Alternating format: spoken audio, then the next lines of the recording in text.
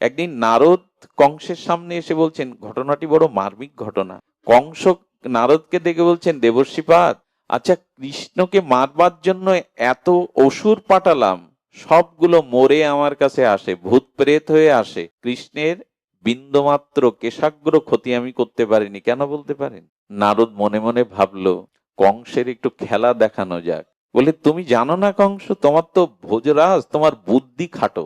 আসলে শ্রীকৃষ্ণকে এই শক্তি কে দিয়েছে, সেই শক্তির উৎস তোমার জানা নেই। দেখো, আত্মা যতদিন দেহে আছে ততদিন দেহ মরবে না। তো শ্রীকৃষ্ণের আত্মা হলো রাধারানী, রাধারানীর কাছে যদি যেতে পারো, রাধারানীকে শেষ করতে পারো, তাহলে গোবিন্দ শেষ। বুঝতে পেরেছেন কোথায় পাঠাতে চাইছেন? কংসকে একবার চিন্তা করলেন একটু খেলা দেখানো যাক। মানে আমি আপনাদের বলতে চাইছি, মা কালীকে যদি কেউ দর্শন করে তার আর অমঙ্গল থাকবে? দুর্গা দেবীকে যদি কেউ দর্শন করে তার দুর্গতি থাকবে?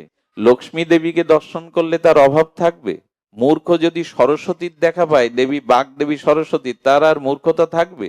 তো যদি মূর্খ কালিদাস সরস্বতীর দর্শন পেয়ে মহাকবি হতে পারে, যদি ঐশ্বর্যহীন ব্যক্তি ঐশ্বর্য দেবী লক্ষ্মীকে দর্শন করলেই তার অভাব দূরীভূত হয়, যদি মা কালিকাকে দর্শন করলে তার অমঙ্গল দূর হয়, সমস্ত দুর্গতি নাশ হয় যদি দুর্গাকে দেখা মাত্র, তবে রাধারানীকে দেখা মাত্র তার প্রেম হয়ে যাবে বিনা সাধনায়। উনি প্রেমময়ী। দেখুন, এই জগতে কর্ম এসেছে, জ্ঞান এসেছে, এই জগতে কর্ম, জ্ঞান, অনেক কিছু এসেছে, ধর্ম এসেছে, কিন্তু জগতে সাক্ষাৎ প্রেম ইতিপূর্বে আসেনি। রাধারানী সেই প্রেমই, সাক্ষাৎ প্রেম, যাকে দর্শন করলেই প্রেম হয়, যাকে দর্শনের মাধ্যমেই প্রেম হয়। এই জন্য তো চিত্তে যুগল স্মরণ চায়, সাধন স্মরণ লীলা ইহাতে না করো হেলা। এই লীলা স্মরণ করুন মনে মনে, রাধারানীর চরণ চিন্তাটা মনে মনে করুন, একে হেলা করবেন না। এই স্মরণ যদি একবার আসে, তাহলে আপনি প্রেম পেয়ে গেলেন, বিনা সাধনায় প্রেম পেয়ে গেলেন। তো কংস চিন্তা করেছে, নারদ ঠিকই বলেছে, কৃষ্ণের এত বল হওয়া তো ঠিক নয়, তাকে এত বড় বড় অসুরগণও মারতে পারলো না। কংস বাতাসে উড়ে গিয়ে রাধারানীর বর্ষণার এরিয়ায় যেই পা দিয়েছে, সামনে রাধারানী বলছেন, আজ একটা খেলা হবে ললিতা, এক কাজ কর, ওই যে কংস আসছে, যা গিয়ে বল আমাদের রাধারানীকে দেখতে গেলে একটু পবিত্র সূচি হয়ে আসতে হয়, যেন ওই সরোবরে একটু স্নান করে নেয়। রাধারানী সরোবরের দিকে একটু দৃষ্টি দিয়ে দিলেন, যেই কংস ডুব দিয়েছে সেই আর পুরুষ দেহ নেই, সেই কংসী হয়ে গেছে। কংস এখন সখী রূপ ধরেছে, আর কংসের কোনো ভাব। রাধারানীর কৃপা দৃষ্টি সরোবরে স্নান করার সাথে সাথে কংসের মতো এই মহা দানব কংসী হয়ে গেল, প্রকৃতি দেহে পেল, এবং তার ভিতরে যে আসরিক ভাবনা, এই ভাবনার পরিবর্তন হলো। রাধারানীর সামনে এসে দাসী রূপে বলছেন, আমার কি সেবা গো। কংস বলছেন, আমার কি সেবা গো। ললিতাকে বলছেন, ওকে একটা সেবা দিয়ে দে। ললিতা বলছে, দেখো সব সেবার দাসী আছে, কিন্তু ওই গোয়ালের গোবর গুলো পরিষ্কার করার কোন সখী আমাদের মাঝে নেই, যাও তুমি ওই কাজটা করো। 6 মাস ধরে কংস সেই দাসী রূপে গোয়ালের গোবর গুলো পরিষ্কার করতে লাগলো। 6 মাস কংসের মধ্যে অসুরত্ব থাকলো না। একদিন শ্যামসুন্দর এসে বলছে, রাধে, কংসকে যদি এভাবেই রাখো, আমার লীলা তো হবে না, আমি তো লীলার জন্য এসেছি, কংস বধের জন্য এসেছি, ওকে ফিরিয়ে দাও। একদিন ললিতাকে দিয়ে রাধারানী বলছেন, ওকে আবার সরোবরে স্নান করতে বল, শ্যামসুন্দরের লীলা বিঘ্নিত হচ্ছে। তার মানে 1000 বার গোবিন্দের সামনে গেলেও যার অসুরত্ব যায় না, রাধারানী দৃষ্টি দেওয়া মাত্র তার অসুরত্ব চলে গিয়ে সখী ভাব এসে যায়। এত করুণা। এই জন্য করুণাময়ী রাধে, কৃপাময়ী রাধে। বৃন্দাবনে সকলে এই এই মন্ত্রই বলে, রাধে শ্যাম মিলাদে। হে রাধে, কোটি কল্পকাল শ্যাম মিলাতে পারবো না, রাধে শ্যাম মিলাদে, এইটাই মন্ত্র। এজন্য গোস্বামী পাদরা রাধারানীর চরণকে আশ্রয় করে আছে।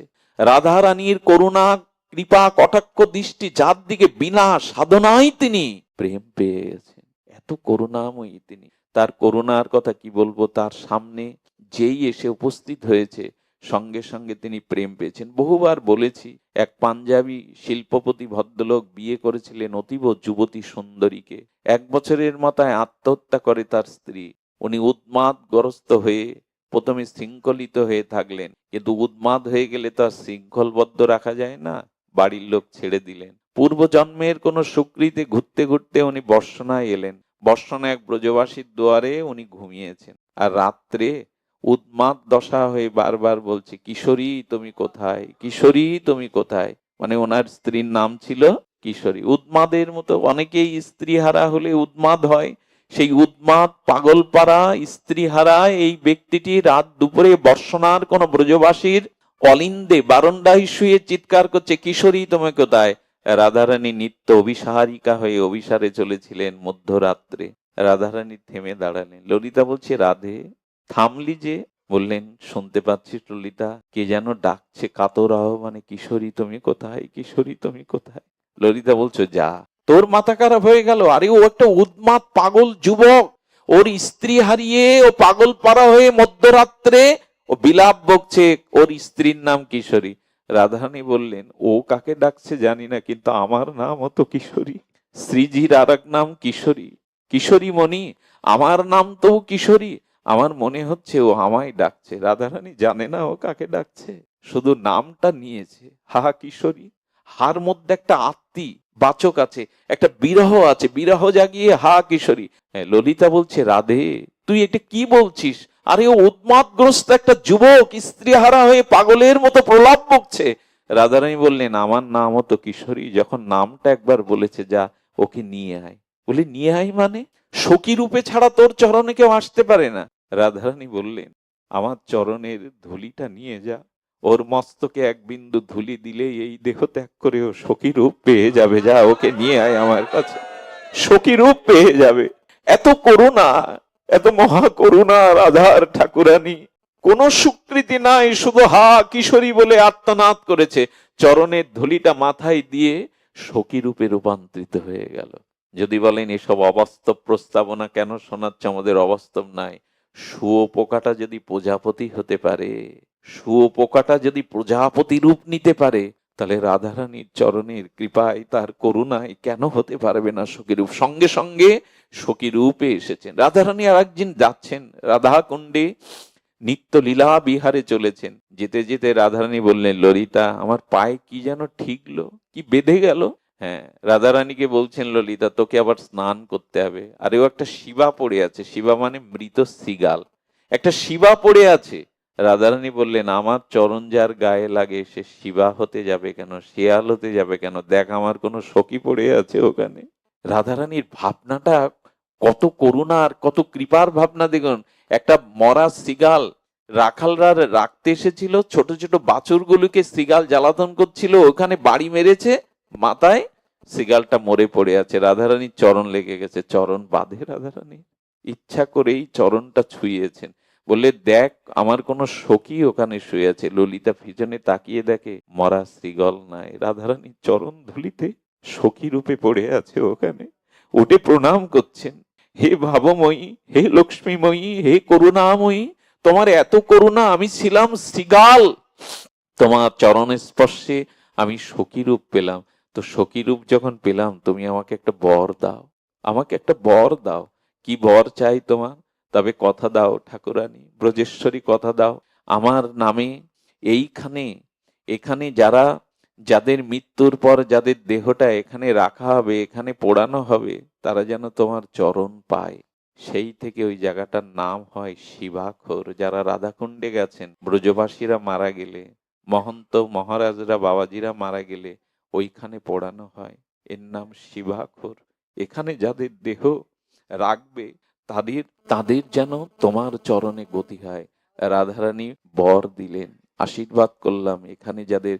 এই জন্য আমার কি মনে হয় জানেন, মাঝে মাঝে আমি বলি, যারা আমার সাথে কিঞ্চিত থাকে তাদের বলি, আমি যদি কখনো মরি, কখনো মানে তো এখনই মরতে পারি, তবে আমার চিতাভস্যের সামান্য এক কণা যেন রাধাকুণ্ডের ধুলায় মিশানো হয়। গয়ায় পিণ্ড দিলে আত্মার কল্যাণ হয় জানি পূর্বপুরুষের, কিন্তু ব্রজের ধুলির সাথে যদি নিজের অস্থি কিছুটা মিশিয়ে দেওয়া যায়, এর থেকে পরম প্রাপ্তি আর কিছু নাই। ব্রজের ধুলিকণা তো ধুলি নয়, চিন্তামণি প্রেমময়ীর চরণ কৈকর্যের এক একটি ধুলিকণা প্রেম দিতে সমর্থ। ধুলি নয়, ধুলি নয়, গোপী পদরেণু, গোপীর পদরেণু। এই জন্য রাধারানীর করুণা বড় অপার করুণাময়ী তিনি, অপার করুণাময়ী তিনি। তাহার কৃপা করানো, তাহার কৃপা কটাক্ষ করুণা কানা। তিনি রাধা কুণ্ডে সরস্বতী তরল রূপে এখনো আছেন। রাধা কুণ্ডে যে করে একবার স্নান, রাধা সম প্রেম কৃষ্ণ তারে করে দান। রাধা কুণ্ডে যে একবার স্নান করে, রাধা সম প্রেম কৃষ্ণ তাকে দান করেন, একবার যিনি স্নান করেন। এই জন্য সকলে এই রাধাষ্টমীর পূত আবির্ভাব তিথিতে, প্রকট তিথিতে প্রার্থনা করবেন, হে রাধারানী, হে করুণাময়ী, আমি সুকৃতিহীন, আমার কোনো সুকৃতি নাই, ভজন নাই, তবে জীবনে একবার যেন ব্রজ দর্শন হয়, একবার যেন রাধা কুণ্ডে স্নান হয়, একবার যেন ব্রজ ধুলি মেখে নিজের অঙ্গকে শীতল করতে পারি। হে প্রেমময়ী, তুমি করুণা করো। দেখুন দেখুন, একদিনও যার ব্রজে বাস হয় তার প্রেম ভক্তি হয়, একদিনও যার ব্রজে বাস হয় তার প্রেম ভক্তি হয়। এই জন্য ব্রজধামে যাওয়ার একটা প্রার্থনা করুণাময়ীর চরণে জানাবেন। রাধারানীর কৃপা ছাড়া কিন্তু আপনি ব্রজে যেতে পারবেন না। ব্রজে রাধারানীর করুণা ছাড়া যাওয়া যাবে না। আজ লক্ষ লক্ষ লোক ব্রজে যাচ্ছে বটে, কিন্তু ব্রজ যেতে হয় মনোযাত্রায়, দেহ নয়। দেহ সুখের জন্য ব্রজ নয়, বেড়াবার জন্য ব্রজ নয়। ব্রজ যাত্রা হলো মনের যাত্রা, দেহ নিয়ে ব্রজে নয়, অর্থাৎ দেহাবেশের জন্য ব্রজ নয়। ওখানে রূপ সনাতন ছেঁড়া কাঁথা নাড়া মাথা পড়ে বসে আছেন। যারা রাজাধিরাজ তারা সর্বস্ব ত্যাগ করে পড়ে আছেন। আজ বাবাজি মহারাজদের যে ত্যাগ, বৈরাগ্য, তিতিক্ষা, সেটা বিরল, সেটা বিরল। এই জন্য আসছে রাধাষ্টমীর এই প্রেমময়ীর প্রকাট্য তিথিতে প্রার্থনা জানিয়ে রাখবেন, মৃত্যুর আগে এ জন্মে যেন একবার ব্রজ দর্শন হয়, একবার যেন ব্রজ ধুলি অঙ্গে মাখতে পারি, ব্রজ ধুলিতে যেন সিক্ত হতে পারি, একবার এই ধুলি যেন অঙ্গে মাখতে পারি, যেন নীল যমুনা, যেন গিরিরাজ গোবর্ধন একবার অন্তত দর্শন করতে পারি। রাধারানী বলেছিলেন, শ্যামসুন্দর, আমি ব্রজে যেতে পারি যদি যমুনা থাকে, যদি গিরিরাজ থাকে, যদি নিকুঞ্জ থাকে, তবে আমি ব্রজে যেতে পারি। এগুলি একবার মানব জীবনে অন্তত দর্শন, একবার কৃপা হওয়া উচিত। রাধা কুণ্ডের তীরে কোন মরমী জন যদি কান পেতে থাকে মধ্যরাত্রে, আজও রঘুনাথ দাস গোস্বামীর সেই বিরহে রাত্রিতে শুনতে পায়, তবই বাস্মি ন জীবাবিত আবিনা। হে রাধে, তুমি বিনা মোর কেহ নাই, হে রাধে, তুমি বিনা মোর কেহ নাই। এই মন্ত্রকেই সার করতে হবে। রাধারানীর করুণা, রাধারানীর কৃপা বড় অপার। স্বয়ং শ্যামসুন্দরও একদিন রসদগারে, যারা রসদগার শুনেছেন, আমার বলবার মতো মানসিক অবস্থা নাই, তবু বলি, রসদঘরে রাধারানী প্রভাতে গোবিন্দ বিরহে বিরহিনী হয়ে বসে আছেন। রাধারানীর কিন্তু নিত্য সহচরী সখীবৃন্দ এসে বলছে, রাধে, শ্যামসুন্দরের সাথে নিশি যাপন করে প্রভাতে কেন বিরস বদনে বসে আছিস, কেন বিরহিনী হয়ে বসে আছিস? বললেন, বল না শ্যামসুন্দর, নিশিতে তার কথা একটু বল না। রাধারানী বললেন, এই কথা বলবার জন্যই তো প্রাণ ব্যাকুল, কিন্তু শুনবার মানুষ কই, রাধা কথা শুনবার মানুষ কই, ব্রজভক্তি কথা শুনবার মানুষ কই? তোরা যখন শুনতে চেয়েছিস তবে শোন সখী। শ্যামসুন্দর এসেছিল, নিশিতে এসেছিল। রাধারানী মাঝে মাঝে কি বলেন জানেন? হ্যাঁ, রাধারানী বলেন, আমি পেয়েছিলাম কৃষ্ণচন্দ্রকে, তবে তার দ্বিতীয়ার চাঁদ করে পেয়েছিলাম, পূর্ণিমার চাঁদ করে পাইনি। আহা, দ্বিতীয়ার চাঁদ যেমন জন্মেই হারিয়ে যায়, ক্ষয় হয়ে যায়, আমি পেয়েছিলাম শ্যামসুন্দরকে, যেন দ্বিতীয়ার চাঁদ, কেন পূর্ণিমার চাঁদ করে তাকে পাইনি। আক্ষেপ করছেন রাধারানী। বলেন, শ্যামসুন্দর এসেছিল জানিস, শ্যামসুন্দর আসার পরে আমি তার জন্য সুকোমল সেই তো শুভ্র কুসুমের বিছানা করে দিয়েছিলাম, কিন্তু শ্যামসুন্দর আমার অঙ্গের দিকে তাকিয়ে দেখলো ফুলের একটা পাপড়ির আঘাতে রাধারানীর অঙ্গটা লালিমা হয়ে গেছে। আচ্ছা, রাধারানীর অঙ্গটা তাহলে কেমন? ফুলের পাপড়ির ছোঁয়াতে রাধাকান্ডির কোমল অঙ্গে লালিমা হয়ে গেছে। শ্যামসুন্দর বলল, ফুলের পাপড়িও তোমার কোমল অঙ্গে ব্যথা দেয়, তোমাকে ফুলের পাপড়ির উপরে না, গোবিন্দ নিজের অঙ্গের উপরে রাধারানীর অঙ্গটা রেখেছিলেন। সখী জানিস, আমি ব্যথা পাবো বলে মা যেমন অসুস্থ সন্তানকে বুকে করে রাখে, শ্যামসুন্দর সারাটা নিশি মস্তকটা তার বুকে রাখলো, যাতে ফুলের পাপড়িতে, মানে ফুলের পাপড়ির ভোঁটা থাকে মাঝে মাঝে, শক্ত অংশটা যাতে ব্যথা না পায়, রেখে দিয়েছিলেন। আর জানিস, ভোরবেলা শ্রী গোবিন্দ কি করলেন জানেন? কি করলেন, আমার চরণ দুখানা ধরলেন। আমার চরণ দুখানা ধরে বারবার বারবার আলতা রাঙে রক্তিম করবার জন্য আলতাটা হাতে নিয়েছিলেন। রসদগারে বলছেন, আলতাটা হাতে নিয়ে বারবার আলতাটা পরাতে গিয়ে শ্যামসুন্দর পাচ্ছিলেন না, তার হাতটা কাঁপছিল, আলতার বিন্দু বিন্দু ফোঁটা পড়ে যাচ্ছিল। কেন সখী? রাধারানী বললেন, আমি দেখলাম আমার চরণ দুখানা সে বুকে জড়িয়ে ধরে কাঁদছে, তার চোখে ভাবসা হয়ে গেছে জলের।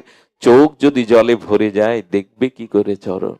যে চরণ গোবিন্দ বুকে নিয়ে, হ্যাঁ, জয়দেব লিখে গেছেন, ভক্তকবি জয়দেব গীত গোবিন্দ লিখে গেছেন, রাধারানীর চরণটা বুকে নিয়ে গোবিন্দ বলছেন এই মন্ত্র, হে রাধে তমসি মম জীবনম, তমসি মম ভূষণম, তমসি জলৌদি ভগ্নাম, সরখর মণ্ডলাং দেহি পদপুল্লল, দেহি পদ মুদরম। বলছেন, হে রাধে তমসি মম জীবনাম, তুমি আমার জীবন, তমসি মম ভূষণাম, আমার সমস্ত ভূষণ স্বরূপ তুমি, জলাদিমগ্নাম, মিন মাছ যেমন জল ছাড়া বাঁচে না, তুমি ছাড়া আমার আলাদা অস্তিত্বই নেই। আর সরখর মণ্ডলাং দেহি পদ পল্লব মুদরাম, রাধারানীর সেই চরণ কমল কে গোবিন্দ মস্তকে ধারণ করেন, কখনো বুকে ধারণ করেন। সেই আলতা পরাতে গিয়ে বারবার চোখের জলে আর প্রেমের বিকারে যখন পরাতে না পেরে গোবিন্দ আমার চরণে নিজের নাম লিখে দিলেন, শ্যাম। আমি প্রশ্ন করেছিলাম, তুমি চরণের ধারের কাছে কেন শ্যাম নাম লিখলে? হে রাধে, যদি ব্রহ্মার পরমায়ু পায় তবু তোমার প্রেমের ঋণ আমি শোধ করতে পারবো না রাধে। যদি ব্রহ্মার কল্প পরমায়ু পায়, দেবতারও পরমায়ু পায়, তবু তোমার ঋণ আমি শোধ করতে পারবো না। তাই ধার মানে ঋণও বটে। বাংলায় ধার শব্দটা মানে ঋণ। আমি তোমার চরণের ধারে আমার নাম লিখে দস্তখত করে দিলাম, আমি তোমার প্রেমের কাছে ঋণী, আমি তোমার প্রেমের কাছে ঋণী। তবে শোনো, আসছে কলিযুগে প্রথম সন্ধ্যায় তোমার ভাব আর কান্তি নিয়ে আমি তোমার এই গোপী ঋণ, রায় ঋণ পরিশোধ করবার জন্য গৌর হয়ে যাব। আর সেদিন সর্বস্ব ত্যাগ করে দুয়ারে দুয়ারে হা রাধে বলে চোখের জলে কাঁদবো। আমি এই রায় ঋণ সেদিন শোধের জন্য চোখের জলে আমি হা রাধে আর রাধে বলে কাঁদবো। আমার গৌর সুন্দর এই রাধা নাম, রাধা প্রেম, ব্রজ প্রেম, যুগল উপাসনা, এই মাধুর্য রহস্য চমৎকারিত সার রাধারানী তত্ত্বকেই দিতে এসেছিলেন। দুর্ভাগ্য আমরা যেন এই তত্ত্ব থেকে আর বঞ্চিত না হই। আমরা যেন এই রাধারানীর চরণ কৈকর্যকে সম্বল করি, এই রাধারানীর ভাবটাকে অবলোকন করি। তাহলে হয়তো কোনো না কোনো জন্মে রাধারানীর কৃপায় ব্রজে বাস হবে। গোবিন্দকে জিজ্ঞাসা করেছিলেন অর্জুন, আচ্ছা জগতের সমস্ত সাধক উপাসকগণ তোমার ধ্যান করে গোবিন্দ, তুমি কার ধ্যান করো? তুমি সকালে উঠে কার ধ্যান করো? গোবিন্দ বলেছিলেন, আমি ব্রজের ধ্যান করি, রাধারানীর ধ্যান করি। সেই গোবিন্দেরও ধ্যানের বস্তু, সেই গোবিন্দর ধ্যানের বস্তু মহাভাবময়ী রাধা ঠাকুরানীর প্রকট তিথি, আবির্ভাব তিথি আগামী শনিবার। আপনাদের এই দেশের নিয়ম আমি জানি না কি, তবে একটা কথা বলবো, অর্ধবেলা উপবাস যেন কেউ করবেন না। অর্ধবেলা উপবাসটা হয় না, অনেকেই রকম বলেন, কিন্তু গৌড়ীয় সমাজে আসলে আজকে ধর্ম জগৎটাও বিভাগ হয়ে গেছে, এক একজন এক এক রকম বলে, কিন্তু শাস্ত্রে বলছে অর্ধবেলা উপবাস হয় না। আর অবশ্যই শনিবারে মধ্যাহ্নে রাধারানীর অভিষেক করবেন আপনারা। এই অভিষেকটা কিন্তু আবির্ভাব তিথির একটি মূল পর্ব। পঞ্চামৃত, ঘৃত, দুগ্ধ আর দধি, দুগ্ধ, ঘৃত, মধু আর শর্করা মানে চিনি, এই পাঁচটা একসাথে মিশালে হয় অমৃত, যাকে পঞ্চামৃত বলে। এর সাথে একটু ফলের নির্যাস বা ফলের রস, বিভিন্ন প্রকারের রাধারানীকে অভিষেক করবেন। সারাদিন এই ব্রজ ভাবনায়, রাধারানীর চরণ চিন্তায়, তার আবির্ভাব তিথি যেভাবে বর্ণিত হয়েছে সেই সব গ্রন্থাবলী আপনারা আস্বাদন করবেন।